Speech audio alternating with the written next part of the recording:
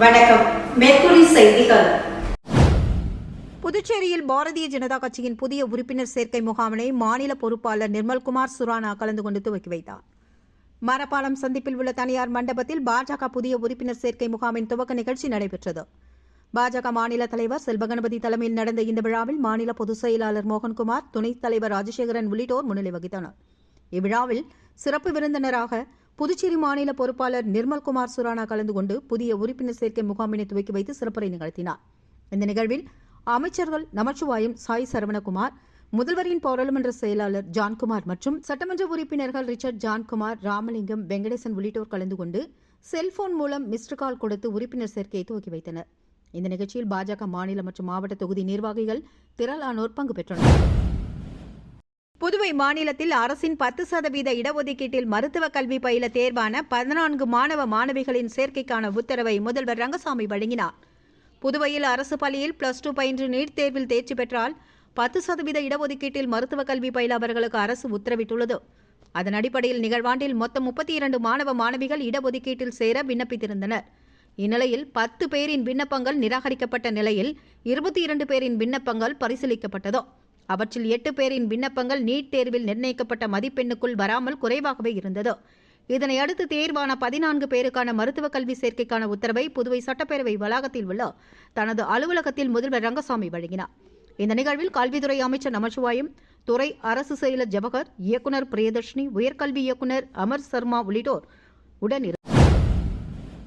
புதுச்சேரியில் இளம்பெண்ணின் வயிற்றிலிருந்து 1.5 கிலோ எடையுள்ள தலைமுடியை வெற்றிகரமாக அகற்றி தனியார் மருத்துவமனை மருத்துவர்கள் சாதனை புரிந்துள்ளனர். இரைப்பை குடல் அறுவை சிகிச்சை துறையில் குறிப்பிடத்தக்க சாதனையை குறித்திடும் வகையில் புதுச்சேரி ஜெம் மருத்துவமனையில் அறுவை சிகிச்சை நிபுணர்கள் குழு 17 வயது இளம்பெண்ணின் வயிற்றிலிருந்து 1.5 கிலோகிராம் தலைமுடியை வெற்றிகரமாக அகற்றியுள்ளனர். இந்த அறுவை சிகிச்சையானது துறை சார்ந்த குழுவின் குறிப்பிடத்தக்க திறனையும் துல்லியத்தையும் எடுத்துக்காட்டுகிறது. இதுகுறித்து ஜெம் மருத்துவமனையின் குடல் மற்றும் இரைப்பை அறுவை சிகிச்சை நிபுணர் டாக்டர் சசிகுமார் கூறும்பொழுது, நோயாளியான 17 வயது இளம்பெண் கடந்த 2 மாதங்களாக கடுமையான வயிற்றுவலி, குமட்டல் மற்றும் வாந்தியை அனுபவித்து வந்துள்ளார். ஆரம்பகட்ட சோதனையில் வயிற்றுக்குள் ஒரு பெரிய பொருள் இருப்பதை வெளிப்படுத்தி இருந்தது என்றும் தெரிவித்தார். மேலும் முடிவான சோதனையில் ட்ரைகோபெசோர் என்ற முடி பந்து வயிற்றில் இருப்பதும் முடி உட்கொள்வதால் ஏற்படும் தீவிரமான இரைப்பை குடல் அடைப்பு என்றும் குறிப்பிட்டார். நோயாளி நிலைமையின் தீவிரத்தை அறிந்து 17 வயது இளம்பெண்ணிற்கு மருத்துவர் சசிகுமார் தலைமையிலான மருத்துவக் குழுவினர் அறுவை சிகிச்சை மேற்கொண்டதாக தெரிவித்த அவர், இந்த அறுவை சிகிச்சை 90 நிமிடங்களுக்கு மேலாக நீடித்தது என்றும் உடனடியாக மீண்டும் வரும் வகையில் அறுவை சிகிச்சை மேற்கொள்ளப்பட்டதாக அவர் தெரிவித்தார். தற்பொழுது அறுவை சிகிச்சைக்கு பிறகு நோயாளி உடல்நிலை நல்ல முன்னேற்றம் காணப்பட்டதை அடுத்து 3வது நாளில் இருந்து வழக்கமான உணவை உட்கொள்ள துவங்கியுள்ளார். நோயாளி அறுவை சிகிச்சை முடிந்த 2வது நாளிலேயே டிஸ்சார்ஜ் செய்யப்பட்டது என்றும் குறிப்பிட்டார்.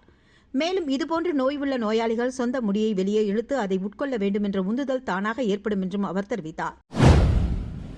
அரசின் இடஒதுக்கீடு மூலம் மருத்துவக் கல்வி பயில தேர்வு செய்யப்பட்டுள்ள தொண்டமாநத்தம் அரசு பெண்கள் மேல்நிலைப்பள்ளி மாணவிக்கு பாராட்டு விழா நடைபெற்றது.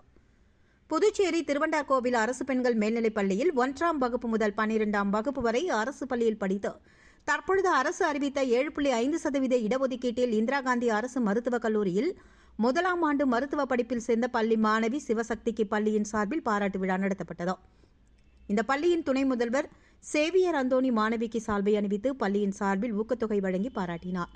இந்த நிகழ்வில் பள்ளியின் அனைத்து ஆசிரியர்கள், மாணவிகள் கலந்து கொண்டனர். புதுச்சேரியிலிருந்து தமிழக பகுதிகளில் 2 லட்சம் மதிப்பிலான குட்கா உட்பட போதைப் பொருட்களை விற்பனை செய்து வந்த இருவரை தமிழக போலீசார் கைது செய்து விசாரணை நடத்தி வருகின்றனர். புதுச்சேரியிலிருந்து தமிழக பகுதியில் சொகுசு கார் மூலமாக குட்கா உட்பட போதைப் பொருட்கள் விற்பனை செய்வதாக கிளிநூர் போலீசாருக்கு ரகசிய தகவல் வந்தது. இதனையடுத்து கிளிநூர் போலீசார் சம்பவ இடத்திற்கு விரைந்து சென்று புதுச்சேரி பதிவெண் கொண்ட சொகுசு காரை மடக்கி பிடித்து சோதனை செய்தனர். அப்போது அதில் சுமார் 2 லட்சம் மதிப்பிலான 50 கிலோ எடையுள்ள குட்கா, பான் மசாலாக்கள் உட்பட தடை செய்யப்பட்ட போதைப் பொருட்கள் இருந்தது தெரியவந்தது. இதனையடுத்து ஓட்டுநர் உட்பட இருவரை காவல் நிலையம் அழைத்து சென்று விசாரணை மேற்கொண்டதில் புதுச்சேரியைச் சேர்ந்த சபரீஷ் மற்றும் கணேஷ் பாஸ்கரன் என்பதும் தெரியவந்தது. மேலும் போதைப் பொருட்களை பறிமுதல் செய்த போலீசார் இருவரிடமும் தீவிர விசாரணை மேற்கொண்டு வருகின்றனர். புதுச்சேரியில் கோவில் திருவிழாவில் இருசக்கர வாகனங்களுக்கு தீ வைத்து நாற்காலிகளை உடைத்து சூறையாடிய கும்பலை போலீசார் தேடி வருகின்றனர். புதுச்சேரி உருளையன்பேட்டை தொகுதிக்குட்பட்ட ராஜா நகரில் அமைந்துள்ளது ராஜகாளி அம்மன் கோவில். இக்கோவிலின் ஆண்டு விழாவை முன்னிட்டு அந்த பகுதியில் பாட்டு கச்சேரி நேற்று இரவு நடைபெற்றது. இதனிடையே அதே பகுதியைச் சேர்ந்த பத்மா என்கிற பத்மநாபனை கோவில் திருவிழாவிற்கு அழைக்கவில்லை என்றும் கூறப்படுகிறது. இதனால் ஆத்திரமடைந்த பத்மநாபன் தனது நண்பர்களான பிக்கி, தமிழ்ச்செல்வன் உள்ளிட்டோருடன் திருவிழாவில் தகராறு செய்துள்ளார். மேலும் அங்கிருந்த நாற்காலிகளையும் விழா மேடையும் சேதப்படுத்தினார். திடீரென பத்மநாபன் தரப்பினர் கோவில் அருகில் நிறுத்தி வைக்கப்பட்டிருந்த நேரு எம்எல்ஏ ஆதரவாளரான ஜோசப் என்பவரது இருசக்கர வாகனத்தை தீயிட்டு கொளுத்துவிட்டு தப்பி ஓடினார். இது தொடர்பாக அப்பகுதி மக்கள் அளித்த புகாரின் பேரில் உருளையன்பேட்டை போலீசார் வழக்கு பதிவு செய்து 3 நபர்களையும் வலைவீசி தேடி வருகின்றனர். மரக்காணம் அருகே ஞானக்கல்மேடு அருள்மிகு ஸ்ரீ சுயம்பு பூதகாளி அம்பாள் திருக்கோவிலில் ஆவணி மாத அமாவாசையை முன்னிட்டு தீச்சட்டி எடுத்தல் நிகழ்ச்சி நடைபெற்றது. விழுப்புரம் மாவட்டம் வானூர் சட்டமன்ற தொகுதிக்கு உட்பட்ட மரக்காணம் அருகே உள்ள ஞானக்கல்மேடு கிராமத்தில் அமைந்துள்ளது ஸ்ரீ சுயம்பு பூதகாளி அம்பாள் திருக்கோவில். இங்கு ஆவணி மாத அமாவாசையை முன்னிட்டு தீச்சட்டி எடுத்தல் விழா நடைபெற்றது. இதில் சுற்று வட்டாரத்தை சேர்ந்த கிராம மக்கள் பலர் கலந்து கொண்டு தீ மூட்டி கற்பூரம் ஏந்தி தீச்சட்டி எடுத்து தங்களது வேண்டுதல்களை நிறைவேற்றினர். முன்னதாக பிரம்மதேசம் வெங்கடேசன் குருக்களால் சிறப்பு யாகசாலை பூஜைகள் நடத்தப்பட்டதை அடுத்து அம்மனுக்கு பால், தயிர், சந்தனம், இளநீர், பன்னீர், பழங்கள், பஞ்சாமிர்தம், தேன் உட்பட பல்வேறு திரவியங்களால் அபிஷேகம் செய்யப்பட்டது. இந்த நிகழ்வில் சுற்று வட்டாரங்களைச் சேர்ந்த ஏராளமான பொதுமக்கள் கலந்து கொண்டு அம்மனை வழிபட்டனர். இதனையடுத்து விழாவில் கலந்து கொண்ட பக்தர்கள் அனைவருக்கும் அன்னதானம் வழங்கப்பட்டது. புதுவை மாநில அரசின் 2022ஆம் ஆண்டுக்கான நிதிநிலை கணக்கு தணிக்கை அறிக்கை கோப்பானது அரசிடம் வழங்கப்பட்டுள்ளது. புதுவை மாநில அரசு துறைகள் செலவு செய்த கணக்குகள் ஆண்டுதோறும் தணிக்கை செய்யப்படும். ஒன்றிய பிரதேசங்களுக்கான சட்டம் 1963 பிரிவு 19 கீழ் ஆண்டுதோறும் அரசின் செலவுகளுக்கான கணக்குகளை தணிக்கை செய்து துணைநிலை ஆளுநருக்கு அனுப்ப வேண்டும். அதற்கு பின்னர் தணிக்கை அறிக்கை சட்டப்பேரவையில் தாக்கல் செய்ய வேண்டும். அதன்படி கடந்த 2022 மார்ச் மாத நிறைவு ஆண்டுக்கான தணிக்கை அறிக்கையானது சட்டப்பேரவையில் தாக்கல் செய்வதற்கு ஏற்ப புதுவை அரசுக்கு அனுப்பப்பட்டுள்ளது. அதாவது தணிக்கை அறிக்கையானது மத்திய அரசின் ஒப்புதலுடன் துணைநிலை ஆளுநர் மூலமாக புதுவை அரசுக்கு அனுப்பி வைக்கப்பட்டதாக அதிகாரிகள் தரப்பில் தகவல் தெரிவிக்கப்பட்டுள்ளது. வீடுகளுக்கு மின்கட்டண மானிய திட்டத்தினை புதுச்சேரி அரசு அறிவித்துள்ளது. யூனிட்டிற்கு 45 பைசா வரை மானியம் கிடைக்கும் என்று அமைச்சர் நமச்சிவாயம் அறிவித்துள்ளார். புதுவையில் மின்கட்டண உயர்வுக்கு கடும் எதிர்ப்பால் வீடுகளுக்கு பயன்படுத்தப்படும் மின்சாரத்திற்கு அரசு மானியம் வழங்க ஆணை பிறப்பித்துள்ளது. இது தொடர்பாக மின்துறை அமைச்சர் நமச்சிவாயம் வெளியிட்டுள்ள அறிவிப்பில் அனைத்து வீட்டு மின் நுகர்வோருக்கும் முதல் 100 யூனிட்டுகளுக்கு புதிய கட்டணமான யூனிட்டிற்கு ₹2.70 45 பைசா மானியம் அளிக்கப்படும் என்றும், இதன் மூலம் பொதுமக்கள் வீடுகளில் பயன்படுத்தும் முதல் 100 யூனிட் மின்சாரத்திற்கான கட்டணம் கடந்த ஆண்டில் செலுத்திய யூனிட் ஒன்றுக்கு 2.25 பைசா என்ற அதே கட்டணம் செலுத்த வேண்டும் என்றும், அனைத்து வீட்டு மின் நுகர்வோரும் மாதந்தோறும் 101 யூனிட் முதல் 200 யூனிட் வரை பயன்படுத்தும் மின்சாரத்திற்கு அரசு மானியமாக ஒரு யூனிட்டிற்கு 40 பைசா வழங்கப்படும் என்றும், இதன் மூலம் 101 யூனிட் முதல் 200 யூனிட் வரையிலான வீட்டு மின் நுகர்வோருக்கு விதிக்கப்பட்டுள்ள யூனிட்டிற்கு ₹4க்கு பதிலாக ₹3.60 மட்டுமே செலுத்தலாம் என்றும், இந்த மானியம் ஜூன் மாதம் 16ஆம் தேதி முதல் இந்த நிதியாண்டில் நடைமுறையில் இருக்கும் என்றும் தெரிவித்துள்ளார்.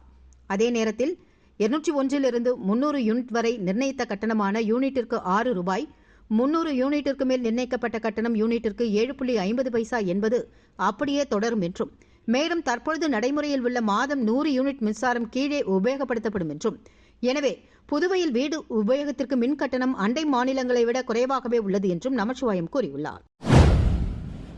புதுச்சேரி கோவிந்த சாலை கல்வே பங்களாவில் அமைந்துள்ள அருள்மிகு ஸ்ரீ துலுக்கானத்தம்மன் உடனுரை ஸ்ரீ கம்பீஸ்வரர் ஆலயத்தில் ஆவணி மாத அமாவாசையை முன்னிட்டு நடைபெற்ற சிறப்பு பூஜையில் திரளான பக்தர்கள் கலந்து கொண்டனர்.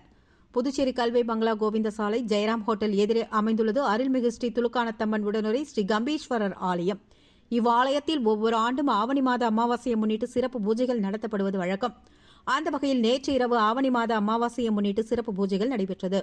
தொடர்ந்து அம்மன், சிவபெருமான் உள்ளிட்டோர் சிறப்பு அலங்காரங்களில் பக்தர்களுக்கு அருள் பாலித்தனர். அதனையடுத்து சுவாமிக்கு மகா தீபாராதனை காண்பிக்கப்பட்டதில் திரளான பக்தர்கள் கலந்து கொண்டு வழிபட்டனர். பின்னர் இந்த பூஜையில் கலந்து கொண்ட அனைவருக்கும் பிரசாதம் மற்றும் புடவை வழங்கப்பட்டது. விழாவிற்கான ஏற்பாடுகளை ராஜேஷ் உட்பட நிர்வாகிகள் செய்திருந்தனர்.